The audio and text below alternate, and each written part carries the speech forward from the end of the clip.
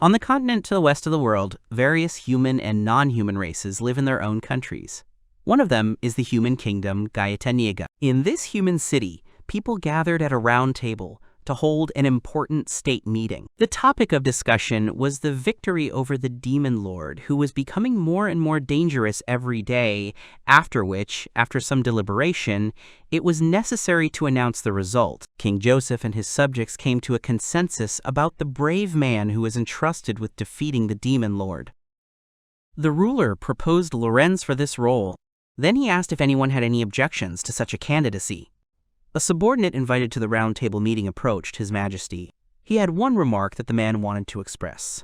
He was truly confident that Lorenz had the strength, magical power, and inner strength to defeat the demon lord. The candidate would certainly live up to their expectations. But there was still one problem. The man frowned, and with a dark expression on his face, he clarified that the guy was too strong. Joseph doubted whether this was true, but his interlocutor had confidence in Lorenz's extraordinary strength. However, this guy, due to his unusual strength, had no comrades at all who could support him. And comrades on this path were necessary to defeat the demon lord. The young man was also skilled enough to single-handedly deal with an entire horde of dragons. But this was definitely beyond the norm. Princess Alistella was amazed. She kept thinking how one person could deal with opponents that would be difficult for a high-ranking adventurer to deal with, even with an entire party. Everyone present at the meeting wondered how it was possible to find a companion of such a level. Humanity has not yet been destroyed by the Lord, who is rumored to be stronger than all others, only thanks to the holy spells left by the heroes of antiquity, but even these are weakening year after year. The Overlord must be defeated before the spell is completely gone. The situation looked really bad. The prince had attracted attention, he apologized to his father, but he had something to say. The king asked Edward what he wanted to express his opinion on. The boy suggested the idea of relying on the active age the crowd gathered was alarmed by the boy's words. He continued to insist that it was the Guildmaster who saw Lorenz's talent when he was an orphan and raised him, so the man was able to find someone who could stand next to the candidate. One of the council members thought about this possibility, but he was interrupted by the princess, who was interested in who exactly they were talking about. The man explained that Act was the worst Guildmaster. The girl was surprised by the title worst, but the interlocutor, clearing his throat, also said that he was about 25 years old. Age founded the Adventurers Guild Sky Gem at a younger age. Afterwards, he managed to turn his Adventurer Guild into the second-ranked S-Class.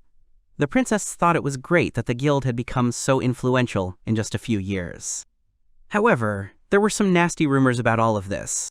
The advisor heard that the Guildmaster of the Heavenly Gems was banishing people who were no longer needed to other places, and also about his influence on the nobles in other countries. In addition, there were rumors that other guilds that did not like something were destroyed overnight. Alistella wondered if such a person could really exist, and the prince was also confused. The young man believed that some people simply did not want Act to take on the role of the Chosen One, which was prepared for someone else. The king was silently thinking about something of his own, looking sideways to the side. After some thought, the father decided to leave the matter to his son Edward. The subordinate did not like it, but the king's look made him shut up. The prince promised to contact him immediately. The princess also asked permission to go with the company. Father didn't understand why she needed this, but thanks to her status, she could get to know Act better. The girl was also responsible for ensuring that important decisions concerning the future of the people were made fairly and honestly. The king allowed his daughter to do whatever she wanted, and her brother joked that Alice was serious as always. The girl trusted her brother, and he knew it, so he offered to go together. The princess happily agreed. She looked pleased. The king announced that the meeting was over and called on those present to strive for the good of the country. In the guild Heavenly Gems in the Act Room, there was a knock on the door. The maid came to say good morning to the master and to inform him that breakfast was ready. The man thanked Frederica, and together they went to the dining room. The man's gaze was drawn to the dessert, and he was interested in what kind of cake it was. The girl thought that perhaps it had been baked by the head chef's daughter, whose name was Lily, and in this way she wanted to express her gratitude. Frederica asked the gentleman for forgiveness. She asked the cooks not to waste too much sugar, but they did it their way. But Act thought otherwise. Of course he would taste the dessert. She was surprised by the master's desire to eat the cake anyway. The man was sure that it was necessary to eat it, otherwise all of Lily's efforts and time would be wasted. The maid looked at the Guildmaster, her cheeks lit up with a pleasant blush. She was pleased with the master's choice. Frederica knew that he had a kind heart, not rejecting other people's feelings. The guy was surprised by what she said about him, but she seriously considered him charming, but Act could say the same about her. The girl did not immediately understand what the gentleman meant and decided to find out from him. But the young man only narrowed one eye and continued to have breakfast. Later, the man did give an answer. He considered her a beautiful, smart, attractive girl with a pleasant smile. However, unfortunately, the only person who managed to see her smile was the master himself, but it did not bother him, so be it. They left the guild building together. On the way, Frederica asked the gentleman about his plans for the day. In the morning, the man had a document check, then a meeting with the mayor, all in all a fairly tight schedule. After listening to the entire schedule, she suggested that he take a little rest, but Act himself believed that there was no point in putting off the work if it could be done all at once. They entered the hall, where the participants of the Heavenly Gems had already gathered. The guys were discussing among themselves when the master appeared and interrupted them. Some wanted to approach Act to greet him. Frederica did not let anyone approach, blocking the way with herself. She asked the respected ladies and gentlemen to understand that the master works on a children's schedule, and if no one had urgent matters to let her know. The man even calmly managed to think that everyone was in a good mood. As he passed by the crowd of people, he heard someone from the crowd calling him. Act paid attention to the call. It was a girl. She desperately needed to meet the master. She pushed aside people in her path and broke straight into the young man. He found out that it was Yoko, whom they had not seen for a long time, and then asked how she was doing. The girl tried to tell him something with tears, but people began to actively whisper. Some thought that she had been sent by the court magician, and as a commoner close to the court, she could end up in such a place. Frederica recalled that they did not have much time to meet with the master, but the man asked the girl to mark her, promising that he would personally apologize later. She doubted whether it was worth doing so. Still holding Yoko in his arms, Act clarified that she was his subordinate, even if it was in the past, and then they went to talk in his room. People were outraged. Why they chose this girl? How did this even happen? Arriving in the room, they poured her tea. She slowly sipped the hot drink. Meanwhile, the man asked if the guest had calmed down. Yoko answered in the affirmative and apologized for her past behavior. The Guildmaster asked Frederica about their guest. She had been expelled in the past, after which she joined the court magicians. The maid confirmed his thoughts. She was originally a healer, but the girl had great abilities for magic. The question arose, was it really true that working at court was not suitable for her? But the girl was quite happy, because for her it was a calling. The story goes like this. Yoko was assigned to the Magic Research Department of the Court Magic Corps, but she was subjected to inappropriate sexual acts by her boss, Hagen. He took advantage of his position and threatened to fire her if she resisted. The girl continued her story with tears in her eyes. The boss repeatedly touched parts of her body, after which she had to talk to her colleagues, but they only told her to stop this situation. Yoko only tolerated it because the Guildmaster himself recommended this place. She didn't want to cause any trouble. The girl bowed her head. She could no longer bear such an attitude, and therefore asked the master for permission to return. The man, with a darkened face, remained silent. What he heard shocked him. He remembered moments of their work together, for example, greeting each other in the morning, wishing each other good morning, when the girl brought ready materials at his request, and some other moments. One day, Yoko didn't look very well, and Act asked if she felt bad. She actually took her temperature, but in her opinion, everything was fine, 39 degrees Celsius. When the foreman heard this, he immediately scolded his subordinate. She herself is a person with a strong sense of responsibility, quite devoted to her work. Then came the moment when the girl received the title of court magician. For her, it was like a dream come true. She promised to do everything in her power. Returning to reality from his memories, Act asked Yoko to raise her head, which she did. But what she saw surprised her. The man rested his hands on the table, his head down, looking dejected. Still holding his head down, he asked for forgiveness. The young man believed that he should have known more about the internal structure. That is why the blame lay with him. Yoko did not think so. In her opinion, the boss with strange inclinations was to blame. Act also apologized for not being able to agree to her request and take her back. However, the girl had nowhere else to go. The master asked again about the position of court magician. After all, it had been her dream since childhood. She was very surprised that the master remembered such things about her. He also remembered all the dreams and goals that people told him about. As befits a guildmaster, he never forgot such things. The young man promised to take care of everything. With a confident look, he asked her not to give up her dreams so easily. Yoko wanted to tell him something else, but the man did not let her do it. He asked Frederica to make an appointment with him at the palace. The maid only asked in response whether she should send a message there. But there was no need, he himself would show them. He headed for the exit, throwing out a final threat about what would happen if they touched his polished gem with dirty hands. Suddenly, a sound came from his inside pocket. It was a simple magical transmitter. A sound came from it. On the other side, someone was asking Act what happened. The man apologized for disturbing and offered to give him some attention. In the Rasik Castle, in the court magician's department, a young man introduced himself, stating his name and position as the Guildmaster of the Heavenly Gem. He, accompanied by Frederica and Yoko, apologized for taking up his time, while his interlocutor merely rubbed his chin thoughtfully. The head of magical research, Hagen, said with displeasure that commoners often took up his precious time. The master extended his hands forward, assuring that the reason for his appearance would not take long. Act decided to immediately move on to the topic of conversation.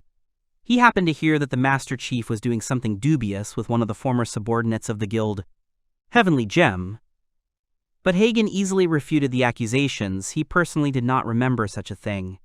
Yoko listened in confusion, angry that the boss was lying so brazenly.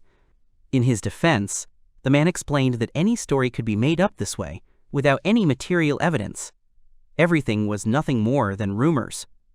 He hopefully turned to the Guildmaster, hoping to get the desired response from him. After the guests had figured it out themselves, Hagen asked them to leave the room, everyone except Yoko.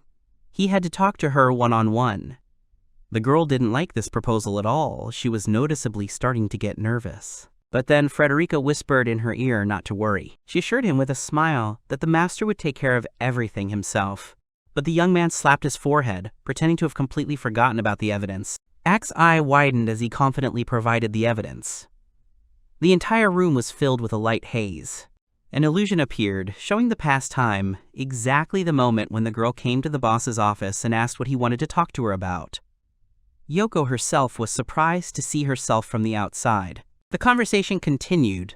The illusory Hagen wanted to talk about the delay in providing materials for research the other day.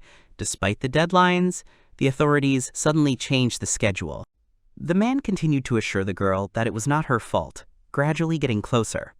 For him, there is such a thing as the appearance of work, so he had to reprimand her severely, even if it was a formality. By continuing to talk to the subordinate, the boss was committing inappropriate actions. The man interrupted the illusion. He asked the master with displeasure that his power was in the magic eye. The act confirmed the guess. His right eye could see the hidden past. The boss was worried that if this was presented as evidence by them, his position would be undermined. The young man called Frederica to leave, but Hagen was not going to let them go. The man used his wind magic, cutting off. He intended to stop the master from sending the evidence, because if his life was cut short, the problem would be solved. Frederica quietly pulled the object out from behind her belt and handed it to the master. The young man released magic in one wave towards the boss, which surprised the man greatly. It was absurd to him that they were able to cut off his wind magic, but suddenly the maid rose into the air, preparing to strike. She pinned the man's head to the floor. Her anger knew no bounds, because he tried to kill the master, so the girl was ready to tear him to pieces. Act asked her not to waste her time and energy for Hagen. The boss was shocked that this could happen when the Guildmaster hadn't cast any spells and had used minimal movements. He simply couldn't catch a breath of wind with just a glance. But Act reminded him uncomfortably that his eyes saw everything. The right eye is able to see the past, and the left eye sees the future, hidden potential. Thus he has control over the past and the future. The man could not believe it. These were the eyes of the King of Time, seeing the past and the future. Hagen found it absurd that no one with such a rare gift had appeared in the last few centuries. What made it even more confusing was the fact that it couldn't possibly be the child of a commoner. Axe squatted down next to the man lying on the ground, ready to make a deal. She suggested to the boss that he apologize to Yoko properly and promise never to do bad things to her again. In that case, The young man was ready to pretend that there was no evidence. The offender doubted the truthfulness, but there was no point in lying, and so he agreed, asking permission to ask for forgiveness. He fell on his forehead on the ground in front of Yoko, deeply apologizing for his misbehavior. He was sorry. The girl asked if he admitted his guilt, but the man took full responsibility for his actions, while promising not to commit any more indecent acts. The act checked with the girl whether this was enough for her, and then said that this was not the end. He turned around and called out loudly for Edward, and at that moment, the door handle began to move. The chief was even more surprised than before. His Highness Prince Edward appeared before him. He still couldn't understand how the young man ended up there, but at that very second, the young man bowed before the Guildmaster, greeting him.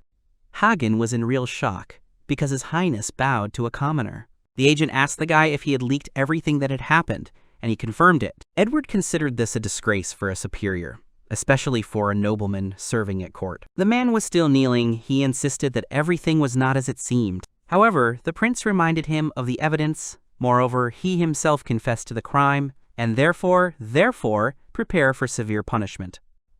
The boss assured Edward not to say such things. He himself saw no problem in touching some commoner. The young man did not support his judgments. Commoners and nobles were equal. They were all citizens of the same country. One could not distinguish and separate one from the other. Hagen never ceased to hope that he could persuade the prince to change his mind. A few days later, Yoko visited the Guildmaster, apologizing again for wasting his time.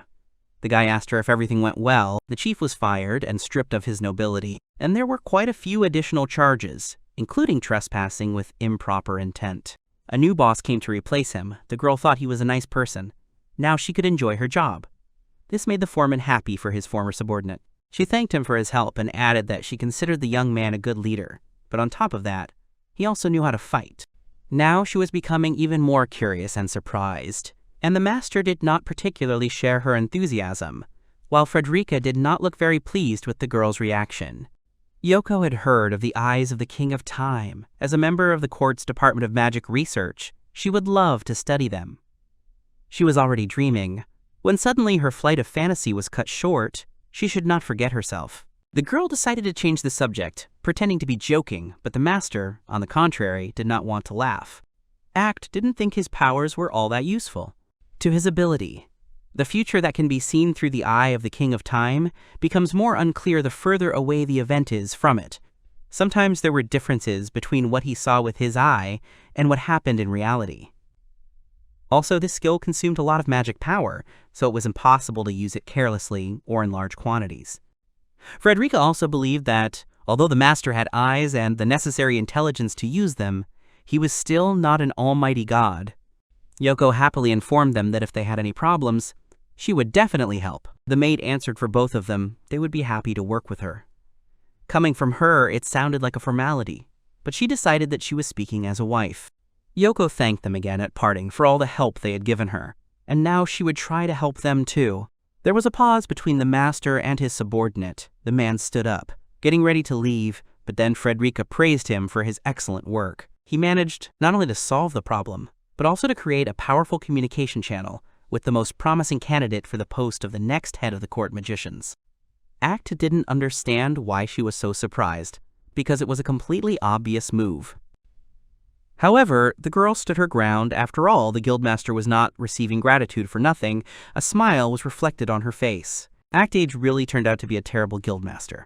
Sometime after Yoko's problem was solved, the prince and the master were talking over a cup of tea. The man thanked Edward for his concern, but the boy thought it was unnecessary, since they had failed to stop such injustice. The young man had another request for the master. He wanted to entrust him with choosing the next batch of heroes. Act immediately understood that they wanted to entrust him with finding comrades for Lawrence. The prince was surprised that his plan was quickly seen through. Hiding from the Guildmaster's gaze was pointless.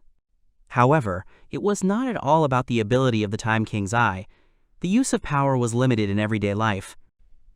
Fools have often abused the eye, thinking they are all-powerful, so it should be used with caution. Act understood that it must be difficult to find worthy companions for a man like Lawrence, and the boy completely agreed with him. For this reason, the young man relied on his hope for help from the eyes and connections of the master. But the man understood that the higher ranks would not remain silent, Edward confirmed that everything was as he thought. The prince himself believed that the ministers had only a superficial understanding of the master. They didn't want someone outside their control at the helm. Act thought about the guest's words. The man considered himself an independent person, not subject to any minister. Their own pockets would not be enriched if Lawrence, under his leadership, achieved success. Out loud, the young man said something else.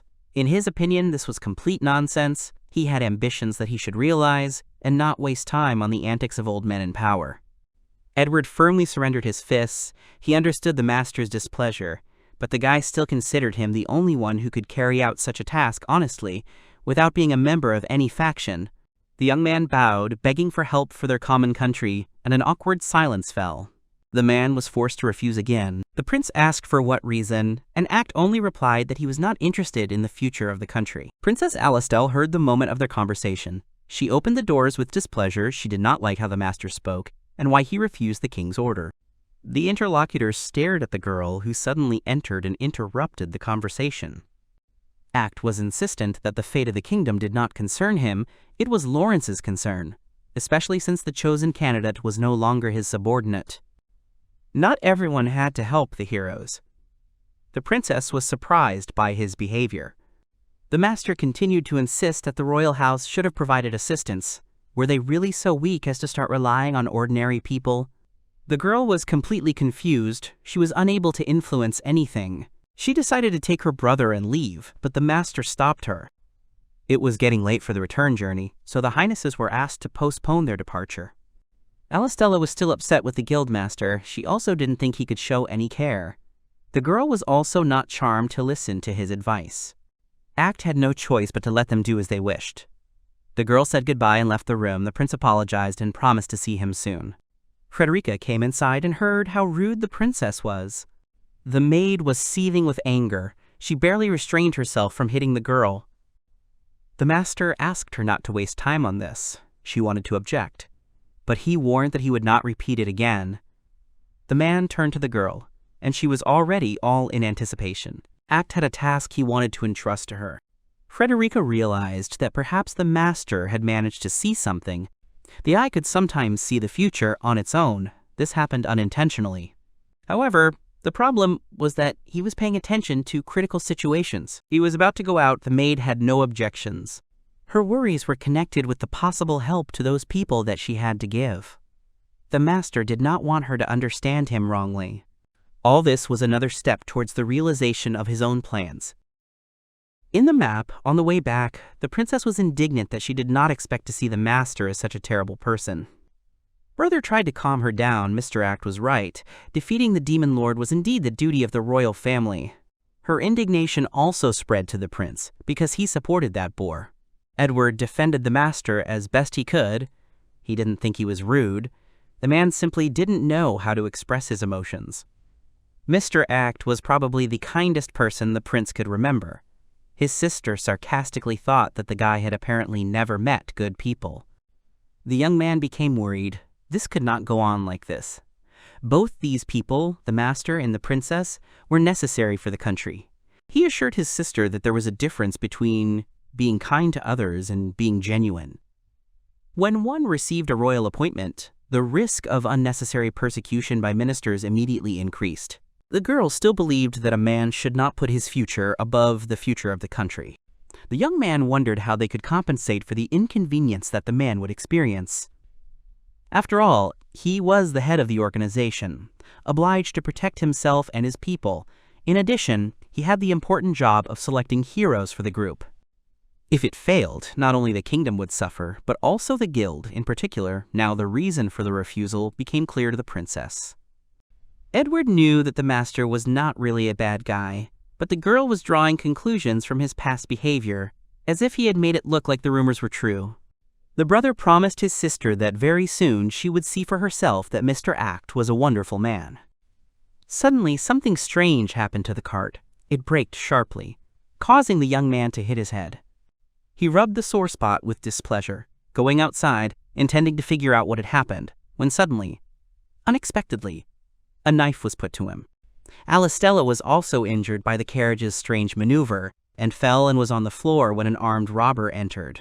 The bandit recognized the prince and princess. It dawned on the girl that since the criminal knew their identities, it was not a coincidence. Edward tried to snatch the weapon from the enemy's hand. He wanted to save his sister and asked her to run away, forgetting about him.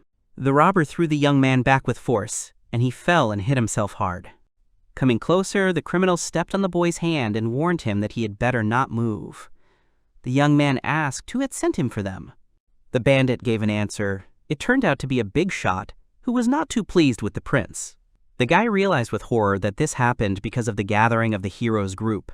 He tried to protect Alice because she was not involved, but the bandit did not care. His interest was only in money. The princess desperately tried to free herself and help her brother, but her hand was held tightly. The robber lowered himself to her eye level, making a joke about what a fighting princess they had. He would obviously enjoy taking her life, Edward angrily told the robber through clenched teeth that he should not dare touch her. The young man hit the bandit, after which he called the girl to run quickly. However, outside they were already surrounded by a whole crowd of robbers. Edward and Alistella froze in severe shock. Someone from the crowd called out to their accomplice who had already entered the carriage. A man appeared from the doorway. He was angry and swore at the young man. The prince grabbed his sword, preparing to attack, but something flew past him, barely grazing his cheek. The young man fell to the ground, and the girl became afraid for her brother. It turned out to be a fast-acting poison, from which the guy would soon die. The bandit added that their gang had planned to deal with the act as well, but the prince and princess left in the middle of the night. This only played into the robber's hands, and the girl felt guilty about it. She should have listened to her brother's advice, but now all that was left was to ask him for forgiveness. One of the robbers decided to resort to forbidden actions against the princess and grabbed her by the hand. She resisted as best she could and called for help, but there was no help to be found in the dense forest. The bandit damaged the princess's clothes, and she screamed even louder. The robber liked the princess's voice. He was going to make her scream even louder. A voice was heard from behind. He was interested in what those present were doing. The villain turned around to see who had come to them. The moon came out of the clouds and illuminated the area. Alistelle was surprised when she could see. The Guildmaster stood nearby and gave the bandits a last chance to escape. The robbers chuckled at how carefree it was to wander alone in the forest. This made their task much easier. Now they wouldn't have to look for a master themselves. However, the man showed no interest in the robbers' attacks. He immediately scolded the princess for not listening to his advice, and now she could watch the result. The villain got angry. He didn't like being ignored. He put his weapon forward and went to attack. Alistella was worried about the master, so she asked him to run away.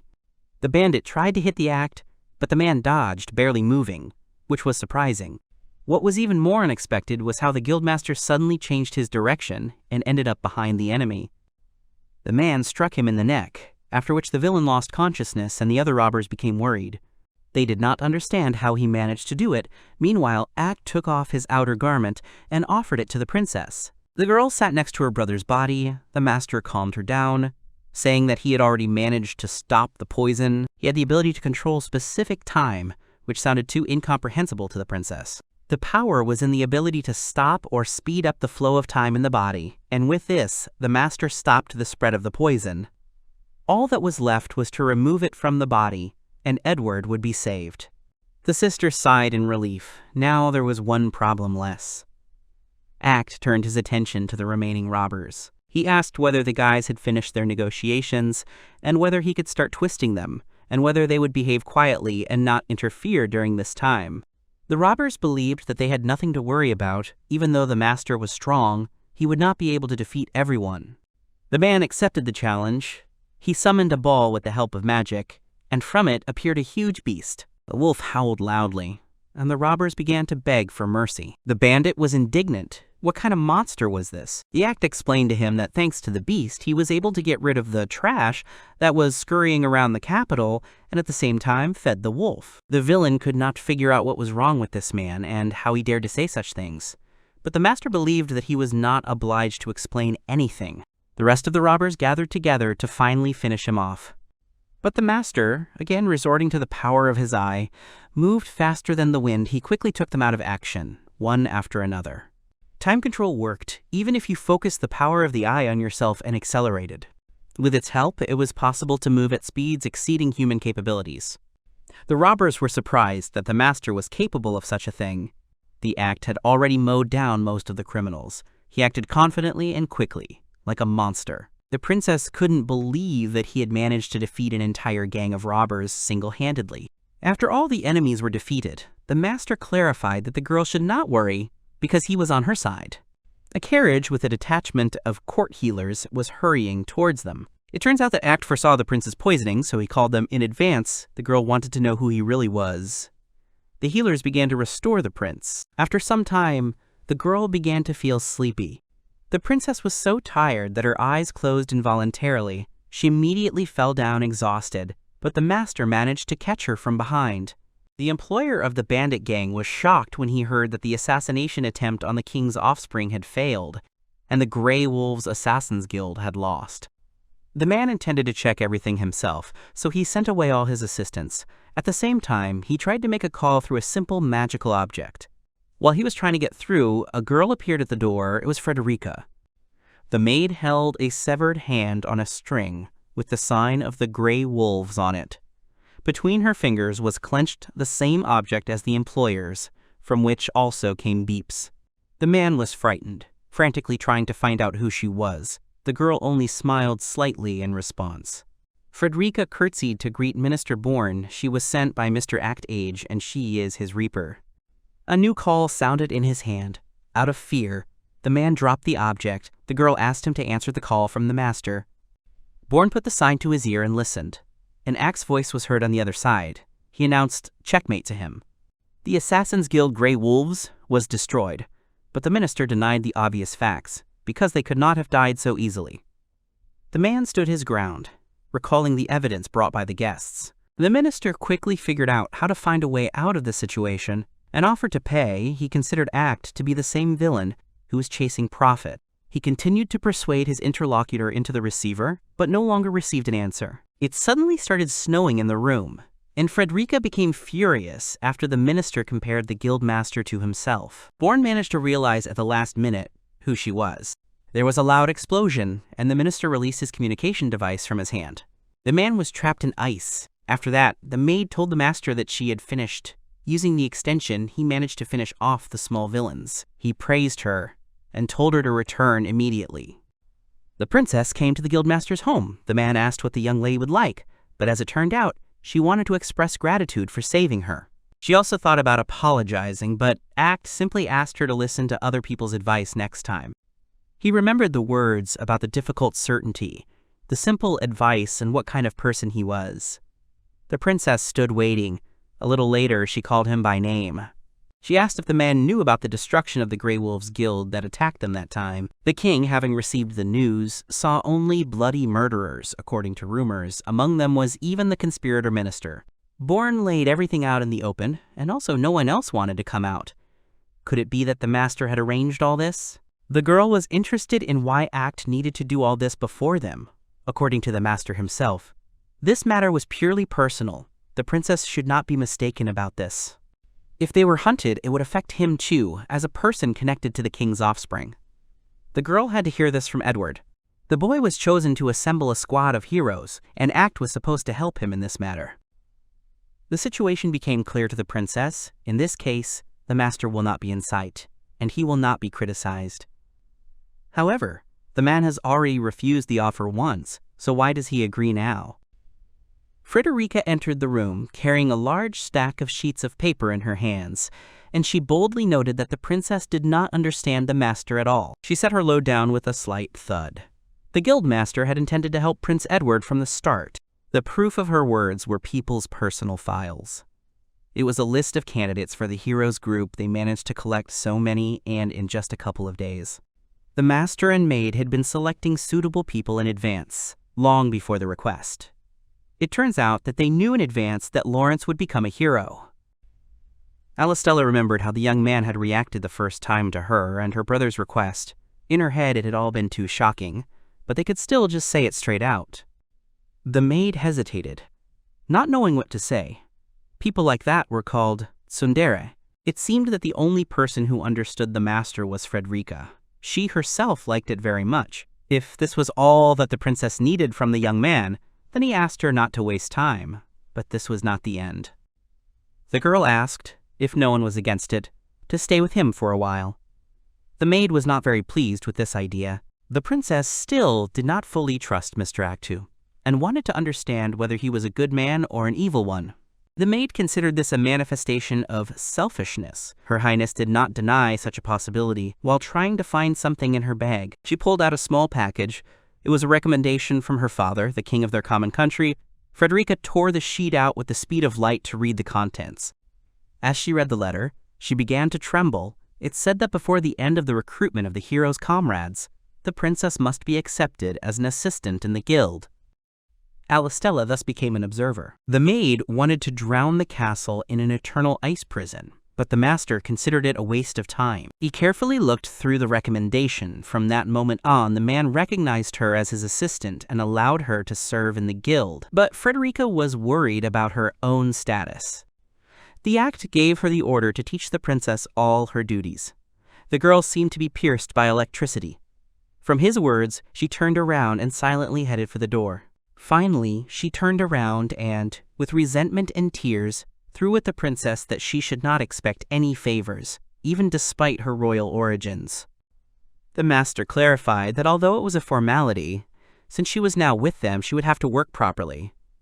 The girl understood everything.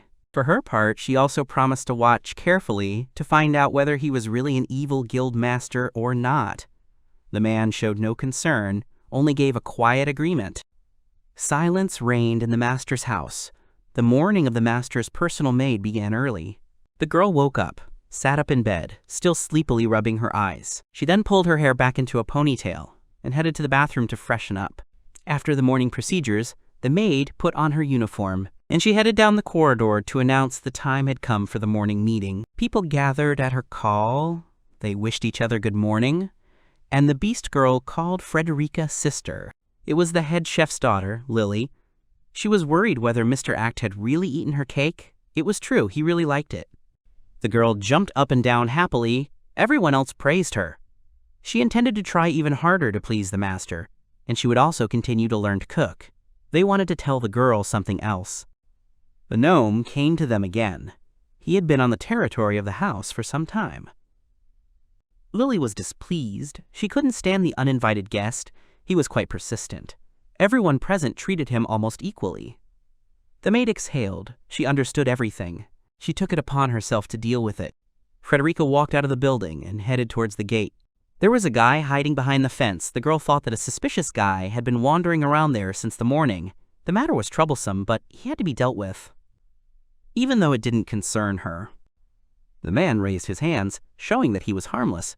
He was not a criminal, but the guildmaster of a large guild, Domestic Heroes. The maid decided that he must have made a mistake, the master of a large guild, Mr. Ilanx. The man was delighted when he saw Frederica herself in front of him. He also asked how Mr. Act was doing.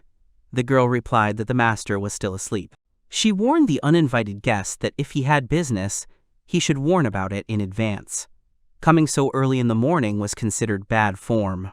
Ilanx, he apologized, but due to the busy schedule of Mr. Act, it was not easy to arrange a meeting with him.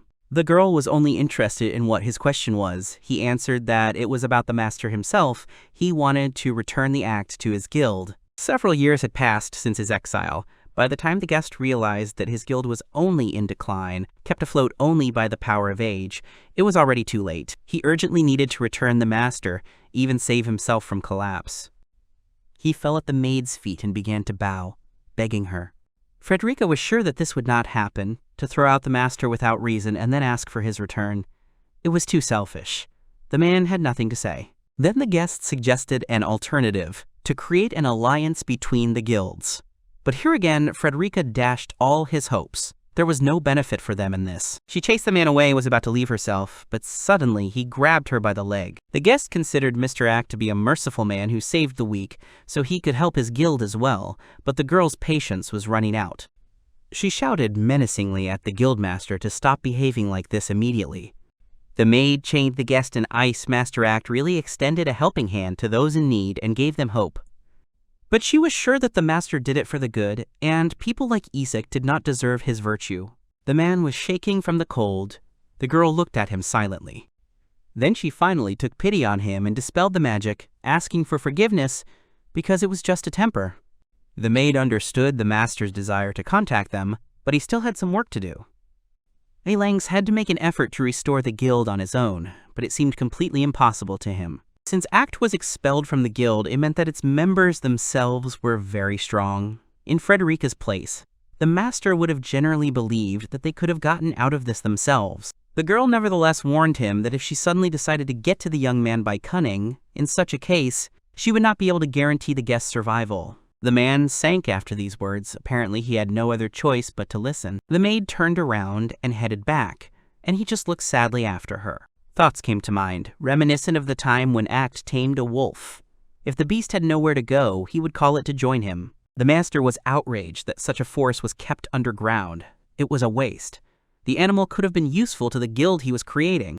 Frederica promised him to protect their guild so that she could follow the ideals of the Age Act. In the Helen Desert, which was located far to the east of the Skygem Guild, a battle was taking place. Its participants shouted at each other to run. There was a girl standing near the cart. She was shouting at the adventurers to stand and protect the caravan. The warriors ran up to her and asked if there were monsters approaching them. Their guess was confirmed. The team realized that their situation was quite difficult. Only an army could deal with such a huge monster as the stone dragon. The monster suddenly jumped out of the ground and roared loudly. The vibration from its roar spread throughout the desert. The stone dragon began to fill its lungs with air. Seeing this, people began to shout for everyone to run away as far as possible. Only the girl understood that they would not have time. A strong stream of air mixed with hard sand came out of the monster's mouth. Then someone said that it was too early for them to give up. In front of the group of adventurers, there appeared a hero who, with the help of his great weapon, repelled the dragon's attack. The wind blew past the men, skirting around them. It hit nearby rocks as the amazed adventurers stood silently and watched Lawrence. The hero raised his sword and attacked the stone dragon. The monster let out its last cry. It was defeated. Afterwards, Lawrence asked if everyone was safe. They thanked him for saving them, to which the guy replied that he was just doing his job.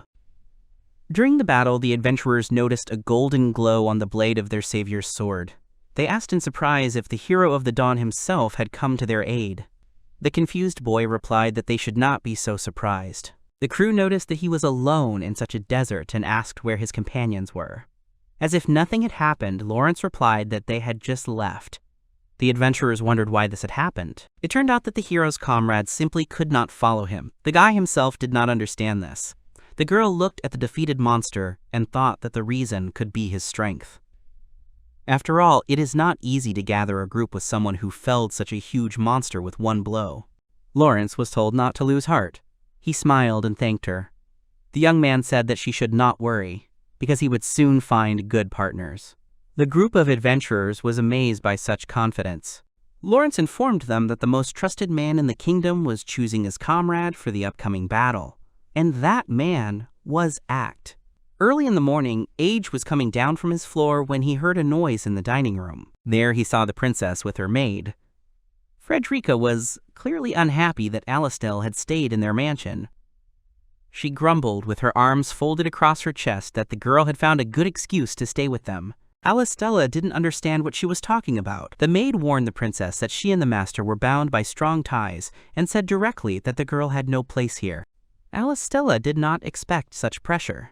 After thinking about the maid's words for a while, she asked if they were in love with each other. Frederica confirmed this with a smug face, but the princess did not believe her. Alistella called the maid a liar. Believing that Act was still in his room, the indignant Frederica screamed for the master to confirm that she was his only bride. Seeing the master next to her, the girl became frightened and asked when he had come down. The princess greeted the young man. The assistant apologized for forgetting her master's wake-up time. The boy assured her that she had nothing to worry about, since she was his only servant after all. Alistella was taken aback by the fact that Act had only one maid for the entire mansion. Sitting down at the table, he said that he and Frederica had a special relationship. Pleased with what she heard, the girl blushed and said that the master always understood her. The young man thought to himself that only one person had appeared in their company, and it had already become so noisy. The chef came out of the kitchen and served the master food. The head chef of the mansion, Hayes, presented today's breakfast, which consisted of chicken and vegetables with Aurora sauce. The master thanked her. The girl approached the guy and whispered to him that Frederica had a friend, and it was good for her. However, the master did not think that his maid wanted to be friends with the princess. He watched as Frederica mocked Alastel, saying that she did not understand adult relationships. The girl was indignant at being treated like that, despite the fact that she was from the royal family. Frederica said indifferently that her respect was reserved for the master only, and that some unknown girl would do without it. The princess exclaimed that the maid was behaving too impudently. The guy asked Hayes if the relationship could really be called friendly. The head chef replied that sometimes that happens with friends. Then Act realized that this was the first time he had seen his assistant so angry. He assumed that he had an unexpectedly good relationship with the princess. Hayes sighed. She told the master that he should learn to understand girls' hearts, but the boy did not think he needed it. Afterwards, he wished her bon appetit. The boys left the mansion and went towards the guild building. The princess thanked Act for the hairpin. Frederica asked with unpleasant surprise how the master could give a gift to another woman, and what it meant. The young man explained that this was a magical item for identifying a person. If the royal family found out that they had Alastel, there would be unnecessary noise. The maid did not expect to see this hairpin. Alastella quickened her pace and apologized. She said she understood the significance of her hairpin. Frederica sighed in annoyance. They left and reached the guild building when Act noticed that the girls were left behind. He asked the maid what she was doing and called her over. Frederica didn't calm down. She asked if the master could give her something. He said that she didn't need a personality recognizer, but that wasn't the point. At that moment, other members of the guild approached him. They greeted their master and asked who was standing next to him. Act put his hand on the princess's shoulder and introduced her as Alice. He said that from today on, she was their comrade. Everyone was happy to have a new student, who was very nice. They were pleased to meet her. The adventurers asked Act if he would not go to dinner with them on his day off. Everyone began to argue that it was wrong to do so. However, the other members of the guild did not think so. The master did not respond to the proposals and told Alice and Frederica to follow him. As they entered the building and began to climb the stairs, the princess asked the boys if the children had days off. He replied that they rested twice a week, and explained that if he did not rest, the productivity of his people dropped. The girl asked if the masters also rested when the guild was closed. The Act said that they don't have that. He explained that for the first 6 months after joining the guild, a new member receives minimum subsistence support and lives in a dormitory with other members. The maid added that even if they have spare rooms in the mansion, they had better be prepared for emergencies. Sometimes, due to danger, new quests were prohibited. However, there could be exceptions by agreement. Also, the master did not allow his people to work overtime. However, Frederica thought it was a good chance. She said that the master was softer when talking about his subordinates, but they should use the princess to expand. It was the first time Alice had met a guild that cared so much about its people. She asked why they would do something as pointless as camouflage for the role of observer. The princess thought it was a waste of time. Act did not answer her question and said that they should start working. The maid sighed and said that her master had not changed at all. She muttered with a smile that with such an attitude, Act would be shunned. However, each time the girl was convinced that the master was truly a kind person. The princess watched her closely. Frederica noticed her glance and asked if something was wrong. The girl quickly replied that it was time for her to go. The maid remembered that the princess needed to be given work as soon as possible. When the boys settled in Act's office, an adventurer from their guild knocked on their door and greeted his master.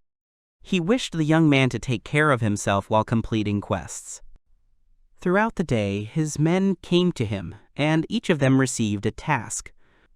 Act told one adventurer not to forget about preparation and not to overdo it when hunting monsters, advised another to plan a vacation, reminded a third that today was a day off, but he replied that he just dropped by to greet the master. The princess was looking at the books when she asked if the morning greeting was the Guildmaster's duty. The maid replied that everyone did it voluntarily, and then said that her master was too popular. The Act reminded Frederica that he was not her property. The girl agreed with him and added that she was the love slave here. The guy said that she was just a servant. Frederica did not calm down. Radiating love, she said that she was the master's property and asked him to acknowledge it. The princess watched this with indifference. The princess asked if he really kept track of the schedules of all his guild members. He confirmed this, explaining that he was the one who gave them tasks, so he should know their work hours. The act explained that the master distributes the work, taking into account the abilities of each member of the guild. The girl found this incredible, because it is usually impossible to do such a thing. Frederica was very proud of her master, and told the princess that their leader was the best. The boy asked her to be quiet. The princess told the maid that she understood. The girl noted that for a high-level guild ranked second, she had few people on her team. The boy said that they had many people coming and going. The princess was surprised by this. Alistella asked that even with such good working conditions, people still left their guild. The master, who was sitting at the table and working, stopped and thoughtfully said that it was time to tell her what kind of person he was. At that moment, someone knocked on the door. It was Chemis. The girl came to Act to ask something about their last conversation. Seeing her, the princess assumed that at such a young age, she already had such difficult circumstances that forced the child to work. Chemis's visit was unexpected. Act informed her that she was dismissed from the guild and ordered her to leave. Upon hearing the news, the princess and the girl froze in place. Alistella grabbed Camisa and brought her to her, asking the master to wait. She did not understand how a child could be suddenly expelled. The young man said that this was why he wanted her to leave. Chemis was weak. Working in sketches that required physical strength simply wasn't right for her. The girl reminded him that the master himself had once accepted her into the guild, knowing about it. Act agreed with this and added that Chemis was now an unnecessary employee. At that moment, the blushing girl told the princess that everything was fine. Chemis herself already guessed that she was useless to the guild. However, despite the expulsion, she was already grateful that they took care of her all this time. Alistella wasn't going to leave it like that. She assumed that even Chemis would have some work in the Sky Gems. However, Act was adamant. He said that there was nothing for the girl to do in the guild. The girl didn't understand what he meant. Then the master called Frederica. The maid understood everything without further ado. She took out a document and handed it to Chemis. It contained information about her new place of work. The act said that although the girl was weak, her talent as an alchemist was simply superb. And it was the Guildmaster of Alchemists who was looking for a capable assistant. This guild was quite famous in the capital. Chemis understood that it would be a good place for her. The master told her to pack her things quickly. The girl promised that she would try. Finally, the guy told her not to forget to ask for moving expenses before leaving. She realized that they would help her. Even with moving, Chemis thanked him for everything. When the girl left, the princess turned to Act with bewilderment. The master explained that sooner or later expulsions from the guild occur, and this happens in any organization of adventurers. However, Alistella did not believe that every exiled person was given a good place to live, or even taken care of the expenses of moving. Act said that he was simply doing what was necessary for his ambition. The girl asked him again. She asked if he meant finding the hero's party. The boy confirmed it. The princess couldn't connect the ambitions of creating a guild and expelling people with such troubles. At that moment, the master said that time was up and asked to call the next one. In the evening, when the workday was over, the boys were going home. As a result, the young man had expelled 5 people from the guild that day. When the maid noticed this, Act sighed and said that they had done a lot today. The princess said that if they were to banish people so often, bad rumors might spread about them. Act asked if she understood what kind of person he was. The girl said that he was very kind and caring, but the guy did not understand what she was talking about. Frederica grabbed Alistelle's hand and agreed with her. She wasn't the only one who saw the good side of the master now. The girl said that Act never expelled guild members for trivial reasons. The maid thought that he was head and shoulders above all the other mediocre guildmasters. The young man lightly hit Frederica on the head and said that they were going home. Coming out of his office, he saw his team members relaxing in the large hall and eating. They invited him to dine with them and have a drink. The princess came closer to the railing and asked a maid if the guild was always so noisy and cheerful. Frederica said that everyone waited until the end of the working day to leave with the master. Although it did not concern her, Alistella was touched by such concern. Even the team members themselves noted that Act was really popular. And everyone agreed with this, because he was the best master of the guild. In the evening, when they were already home, the young man was working in his office. A maid knocked on his door and brought hot tea to her master. The young man reminded her that he had not asked her. Frederica believed that a first-class maid brought what her master wanted at the right moment, even without being asked. Act asked her to leave the tea on the table. The girl asked him if he himself hadn't told them not to work overtime. The guy said that he had just received a task from the king. The act was to find companions worthy of Mr. Lawrence, who was the hero of the dawn. He had recently cut down an ancient earth dragon with one blow, which was the subject of newspaper headlines. The maid asked if there were any candidates now. Later she muttered that it was a rather stupid question, because if her master had taken on the matter, then everything would definitely work out. The act confirmed that he would not abandon the work he had taken on. Frederica knew that. She asked if there were anyone who could compare to this outstanding hero. The young man drank some tea from his cup and said that he had a couple of candidates, but one of them had character problems. The girl immediately understood who they were talking about. They were talking about the long-haired spearmen. Frederica smiled and asked hopefully if everything would be okay. The young man asked her why she thought so. The girl answered that the master saw much more than ordinary people. She knew that when his eyes shone gold, victory was already in their hands. Act looked at her carefully and asked her not to speak as if she knew everything. Frederica came up behind the gentleman and placed her hands on his shoulder, massaging him slowly. She said she had been watching his progress all this time. The girl leaned over and warned that being too zealous was also not good, and asked the master to take care of himself. Act stood up and said that he was just about to go to bed without her words. Such a cold answer upset the girl a little, and tears appeared in her eyes. Noticing this, the boy decided to let his maid massage his shoulders a little. Frederica was only too happy about it. She said that the master could lie down on the bed so that she could massage his lower back, but the boy refused. Tamaz Plains is a land that is far away from the guild. There was a group of adventurers there. They were tense, as their man reported that a pack of orcs was approaching them. There were hundreds of them, which scared the team.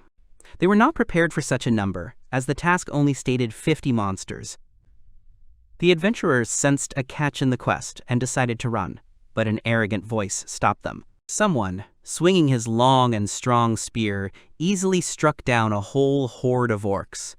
The monsters flew in all directions. Their savior said that they should be grateful that he had appeared on these plains in time. The young men ordered them to watch his victories.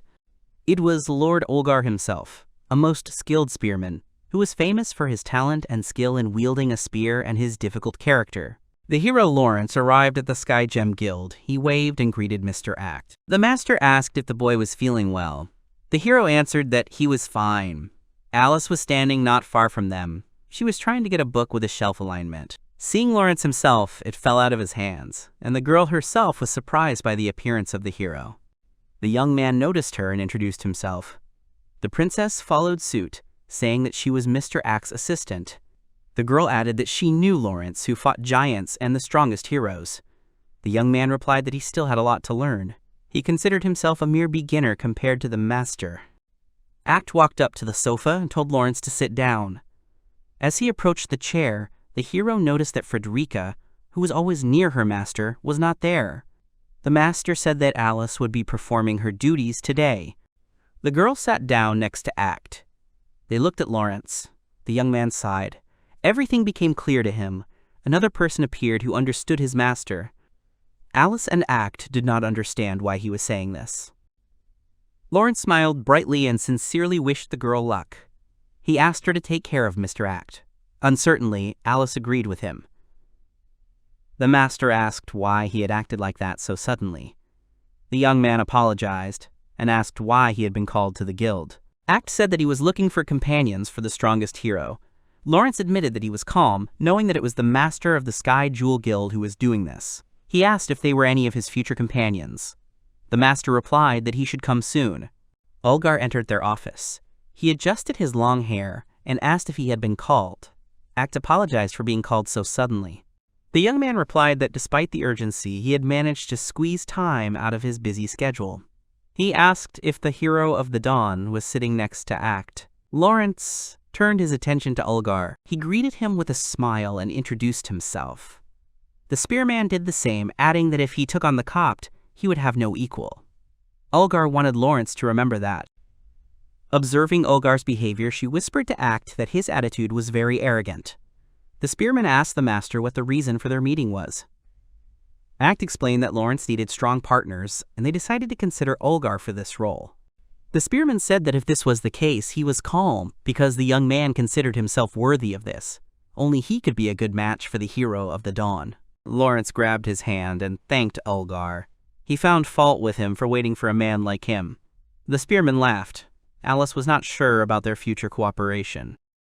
Olgar's arrogant speech, Act asked him to stop.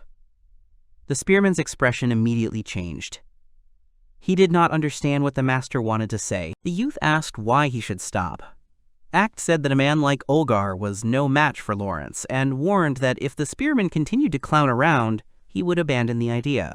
Olgar wanted to protest, but Act interrupted him, saying that he had reasons for such words, because he knew the spearman better than anyone else. This angered the young man. His pride and ego were hurt. He turned around and said that in that case he was leaving. Olgar said that if the master had stopped interfering, then perhaps he would have realized his potential long ago. The boy promised that he would become Lawrence's comrade, continue his path to glory, and silence this interfering guild. Act was adamant. He sat relaxed on the sofa and said that he could do anything. Alice asked if the master was sure about this. Olgar laughed at these words. With these, his fame grows even more. He told his master to watch his path. Olgar added that Act would be proud to have him, a great spearman in his guild. The youth called Lawrence to follow him. However, Act did not finish his sentence. He warned that since Olgar was leaving the guild on his own, it would be difficult for him to return if he wanted to do so. Olgar said that he would return if he became the hero's comrade, with whom he would defeat the Demon King later, something he would be proud of. Until then, the boy was not going to show up at the guild. Act nodded in understanding. The spearman called Lawrence, who stood up. Before leaving, he glanced at the master. He nodded, indicating that he could follow and observe Olgar. Lawrence did the same. When the doors closed, Alice could not stand it and said that this spearman was quite an unpleasant person. Act asked what made her think so. The girl said that in response to the master's care, Olgar behaved impudently and daringly. The young man advised the princess not to waste her energy on anger. Alice obeyed him. She called Mr. Act and asked why the master had ultimately done such a thing to the candidate for comrade of the hero of the dawn. The girl asked if it would be the same if they were simply brought together. The young man did not answer anything specific. He said that everything would be clear in 2 weeks. The princess did not understand what exactly they should expect. 2 weeks later, when Alice and Act are working in the office, they suddenly receive a call from a worried Lawrence. The master asks what happened. The guy says that Olgar has disappeared. Olgar was in the central city of Nu, in a tavern. He drank mug after mug, not understanding why he had become the hero's comrade. Since he had met Lawrence, the spearman had been haunted by hard training every day. The young man felt like he was in hell. He was dissatisfied and tired. Olgar recalled how the training went, after which he ran away. Lawrence then said that they would run 100 kilometers and then make 10,000 swings of a spear. Having heard the plan of their training, the spearman said that he would die like that, so he left. Now Olgar slightly regretted that he had so abruptly left the guild, where he had been basically fine. He remembered the master's warning that the spearman would not be able to return to them. Olgar rested her head in her hands in resignation and pondered what to do now. At that moment he heard someone approach his table and say hello. The spearman raised his head and asked the stranger who he was. The man introduced himself as Ford. He was a scout looking for capable people to join the guild. Ford said that he knew Olgar as the best spearman in the world. The arrogant and self-important young man liked it. He chuckled and said that it was exactly so. Ford remembered that Olgar had recently defeated 100 orcs single-handedly and added that the warrior was worthy of the title of the strongest. Olgar noticed that his new acquaintance was a true connoisseur of craftsmanship. He asked if Ford needed a capable man. The scout answered that this was exactly what he was doing. He thought the spearman should become a combat instructor in their guild. Olgar considered the offer. Ford noticed that the young man's mood had changed and asked what was wrong. He added that people like the spearman, who knew a lot about martial arts, were very useful to the world. Ford smiled slyly and said that being an instructor was a more noble occupation than fighting enemies. Olgar began to doubt. The scout saw this and felt that his plan was going as planned. Ford stood up from the table and said that defeating the Demon King was a hero's job. He asked what Olgar would become if he defeated the Demon King with Lawrence. Olgar agreed with him. He said sadly that the hero of the dawn was too strong, which made him feel useless and helpless, like a frog in a well.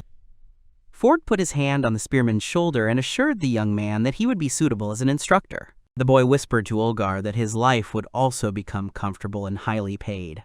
At that moment, Act entered the tavern. He asked if his former spearman was there. Ford was displeased with the arrival of the master of the Skygem Guild. He knew not only Olgar, but also Act. The young man approached the spearman, who turned away when he saw him. Ford approached the master and said that they hadn't seen each other for a long time. Act immediately remembered him as the deputy head of the Hero of All Time Guild. Scat was surprised that he was remembered. It was an honor for him. Act warned that he had business, so he would not be able to talk to him. The master glanced at Olgar, who was trying his best not to meet his former master's gaze. He turned away and covered himself with his hand. The young man did not know what to do. The Act had called him useless from above. The spearman trembled. The master told him that he had heard about his escape from Lawrence's training.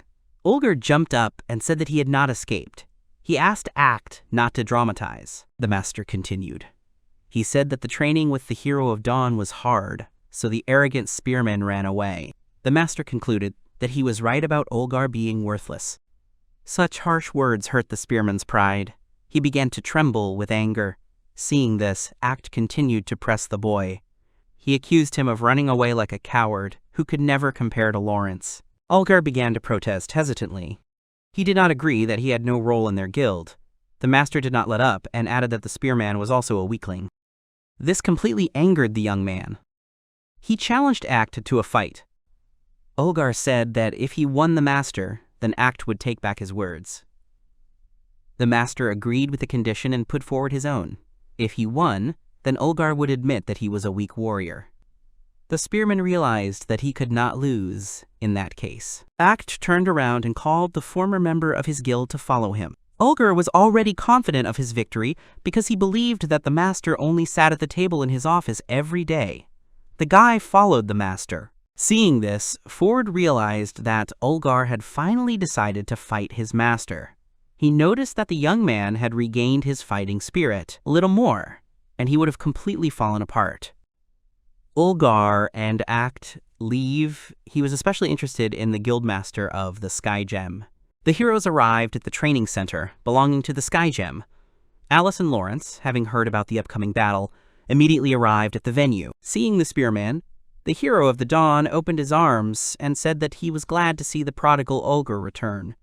The youth refuted Lawrence's words, saying that he had come only to defeat the master. Act explained to the boys that they would now fight. Hearing this, Alice screamed for them to stop. Lawrence stopped the girl, saying that there was nothing to worry about. He assured her that Act was a worthy opponent. Recalling how the Guildmaster fought the enemies, the princess said that she knew this. But Olgar was also a talented and strong warrior. Lawrence agreed with her, saying that he really had dexterous hands. The hero informed the princess that S-rank and above adventurers trained by Mr. Act possessed great strength. The girl was amazed by this. The hero shouted for the Guildmaster to stop the fight, but he told Olgar that they were starting their battle. The spearman himself knew that Act was a strong opponent. Having taken a fighting stance with a spear, the young man was ready to show everyone what he was capable of.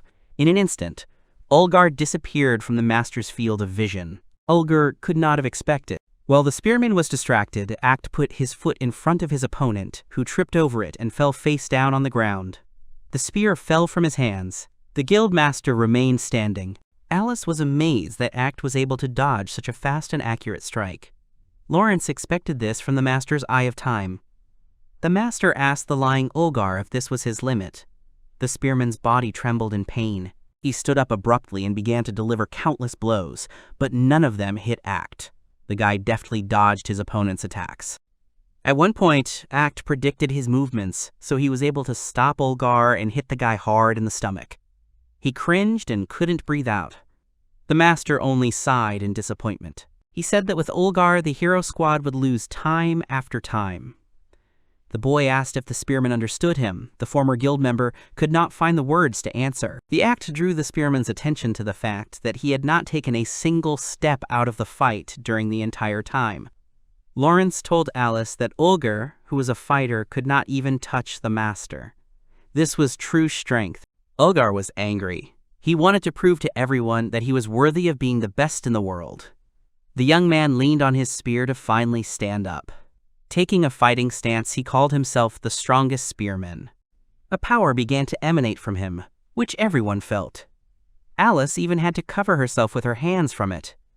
The young man himself did not expect that all this time his body was hiding such a huge magical power. Now, Olgar was confident that with his current advantage, he could defeat the master. Pushing off, the spearman flew towards Act. The ground beneath him was shattered into pieces.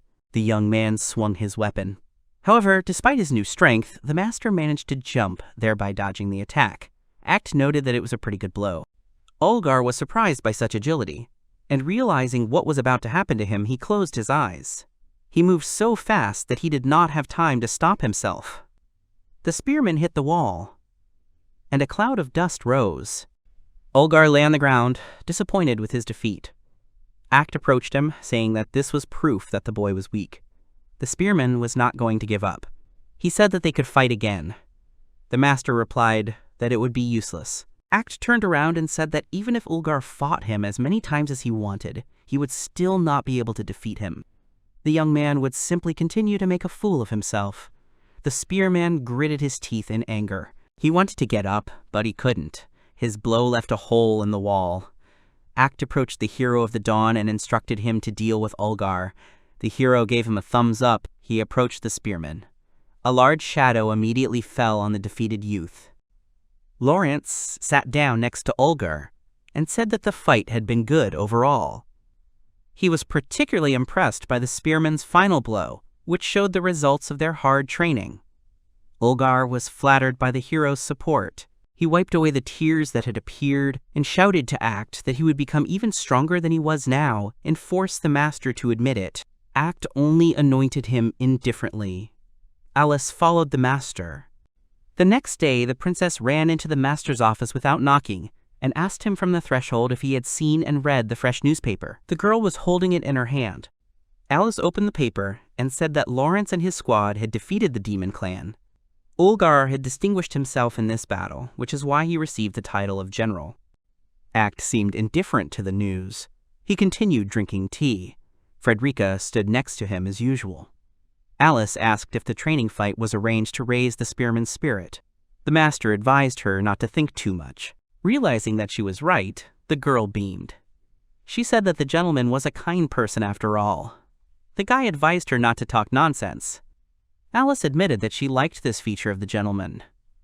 Frederica was surprised that she and the princess thought the same way. Realizing what she had just said, Alice turned pale, and then blushed bright red. She grabbed her face with her hands and wanted to somehow explain it. In the end, unable to bear her embarrassment, the girl left the office, asking for forgiveness. Frederica was so displeased that her ears showed. She thought the girl was trying to play innocent. Act called his assistant. She turned around, still sulking. The young man told her not to show her ears and tail so much. The girl reluctantly obeyed the master. Noticing that the girl wanted to tell him something, he asked what was the matter. Frederica asked if Act had also noticed Alice's strange behavior, but he did not understand her. The maid said that a report had arrived from Lawrence. He wrote that Olgar had completely changed from what he had been before and was continuing to train diligently. Frederica hugged the master from behind. The girl said that she understood Act's intentions. He had forced the spearman to leave the guild to cut off his escape route, and those words were his kindness, aimed at the growth of the young man. The master told her not to look for hidden meanings like the others. The maid said that even if no one understood, she knew the awkward kindness of her master. At that moment, the image of the princess appeared in Frederica's mind, causing her to accidentally squeeze Act's neck. Frederica promised that even if everyone hated him, she alone would serve him until her death. There was a blush on the girl's cheeks. The young man said that she could do as she wished. The maid noted that the master did not care. He did not send her away. While the heroes were talking, Ford was watching them through the window of Act's office. Scat was floating in the air and silently looking at the master of the Sky Gem Guild. Ford knew that the act was increasing Lawrence's comrades. The boy decided that he would not report it if only one person joined the hero of the dawn. Ford glanced at Frederica, who was looking at the gentleman with warm love. Scout was not sure if this was the same girl. Scout already knew that his plan would fail, but his intuition was right. He decided that for now he would simply observe the situation. When Frederica walked away from the master, Act looked out the window, but there was no one there. Early in the morning, the master came to the guild building with his maid. When they entered, they heard a noise. Someone was talking loudly. Frederica immediately thought the voice was familiar and sighed. She could not check who she would see now. As soon as the heroes entered, a girl noticed them. She ran and joyfully pounced on Act. The maid was stunned by such impudence. It was Vanguard number 1, Roselia. She kissed the cheek of a guy she hadn't seen in a long time. Act asked if the girl was okay. Roselia said that she missed him very much. She felt like she would die of boredom. The young man said that people do not die of loneliness. The girl replied that she could, because the Guildmaster was very dear to her heart. Frederica was unhappy with what was happening. She was outraged that Roselia was allowing herself to be so familiar with the master and demanded that he stop immediately. Only at that moment did the Vanguard number 1 notice the maid. The girl walked away from Act and said that she wanted to introduce someone to him later. He asked if this person would be useful to them. Roselia answered positively. Remembering that he also had business with the girl, the master called her to follow him. Roselia followed obediently. Frederica was so displeased that her ears appeared from her head. When Act addressed her, the girl's mood immediately changed to joyful. He asked her to sentence the tea. She was immediately upset when she heard the request, but obeyed. Noticing that her mood had changed abruptly, he asked Roselia why the girl was so angry, to which the avant-garde replied that the master had not changed at all. When they entered Act's office, Roselia asked what business the master had with her. Then she added that, if it was an invitation for the night, then he should walk a little and give her time to prepare herself, because she had just returned from an adventure and was all sweaty. The young man immediately denied her assumption. The girl was sorry to hear this. She admitted that she would gladly give herself to him. The master asked her not to say such things so easily, because it belittled her dignity. Roselia didn't back down. She said that if the master decided to do something, he could tell her at any time. The guy said that he wasn't going to have any other relationships with his subordinates, except for workers. Act turned to her and told her that she was expelled from their guild. The girl was in shock. She wanted to say something, but she was interrupted. A voice suddenly came from the room, asking them to wait. A wind rose in the room, causing a small whirlwind to form. Roselia and Act had to cover themselves with their hands. A small creature with wings appeared before them. She declared that she could not remain silent. Not only had the master deceived her mistress, but he had also dared to banish her. Act asked Roselia what kind of fairy this was. The girl introduced her as Mizari. She explained that she had saved her during the fire dragon's attack, and since she had nowhere to go, Roselia decided to take Mizari in. Realizing what was going on, Act decided to continue the conversation about the exile as if nothing had happened. The fairy demanded that she not be ignored. She declared that the master must hear her. The creature pointed its hands towards the Act, intending to attack. A strong gust of wind appeared near the young man, who unexpectedly did this. He was thrown backwards, causing his back to hit the bookshelves. Roselia worried about her master, but he landed gracefully on his feet when the attack stopped. The girl asked what Mizari was doing. The fairy said that she simply could not force this weak person to be her mistress's guildmaster. The young man commented that the creature had good magical skills. He said indifferently that he would allow her to join the guild. Mizari screamed that he was annoying her with his arrogance and asked if he wanted to get another hit from her. This behavior outraged the fairy's owner. Roselia said that she was already crossing the line and advised her to go outside and calm down. The fairy burst into tears and accused the act of being the reason for her mistress to break it. Mizari disappeared, dissolving into thin air. The girl bowed and apologized to the master, but he didn't care. He said that she had found quite a good talent. Roselia said that Mizari was excellent in the support role, and that was why she had brought her into the guild. However, the fairy's character left much to be desired. Act said that they do not choose by character here, and added that he was in charge of the guild certificate. At that moment, the maid came in and asked what they were talking about. The young man said that they were going to discuss Rosalia's expulsion. Frederica exclaimed that this was the most appropriate time. The adventurers were given the task of finding the treasures of the Sukura Labyrinth. Mizari also participated in this quest. She complained to her comrades about Act. The evil fairy said that he was a very annoying guy. However, her teammates did not share her opinion. They considered the master a professional who could see the hidden essence. It was Rosalia's squad from the Sky Gem Guild. The thief assured Mizari that Act was a very kind person. The warrior nodded. The fairy frantically began to search for arguments, but could not find any. The fairy asked what they thought about the expulsion. Rosalia, who was walking ahead of her group, said that she was there because the master had changed his mind. Besides, she had another offer from Act. At that moment, the fairy noticed the secret passage and pointed it out to her mistress, but the girl could not see it. There was just a stone wall in front of her. Henri, using her skills, found out that the wall was an illusion. She asked her comrades to wait because she wanted to check something. The girl approached the illusion, and at that moment, Mizari pushed her into the portal, telling her to hurry. The fairy also followed her. Arnie grabbed the fairy and asked her discontentedly if she wanted to kill her. She asked Mizari not to do that again. The creature didn't understand what the problem was, because everything was fine with them. The team followed Arnie and Mizari. They passed through the illusion wall. Looking back, the magician confirmed that there really was a hidden space. The fairy flew forward and called her mistress. Rosalia said that although Mizari noticed the illusion, it was commendable, but it could have been a trap. The fairy poured over the girl, saying that everything was fine. She was sure that there were no traps on this side of the wall, and their research was complete. However, Rosalia thought that they should not hurry anyway. At that moment, the fairy saw treasures ahead and showed them to her comrades. There was a chest filled with gold, coins, laying around it in piles. Pleased with her work, the fairy said that it was her merit. The team stopped and tensed. She did not share Mizari's emotions because she felt that something was wrong with the treasure. Rosalia shouted to the fairy to come back. Mizari did not understand such an experience and said that everything was fine. She suggested that the mistress divide the treasures between them.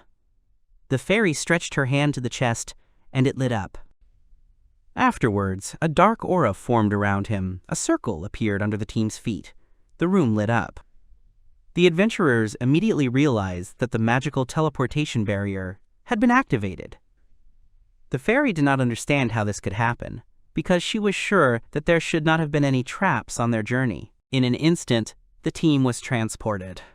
After they found themselves in another room, Rosalia immediately checked if all the members of her squad were near her. Mizari asked where they were. Mag replied that it looked like a large room.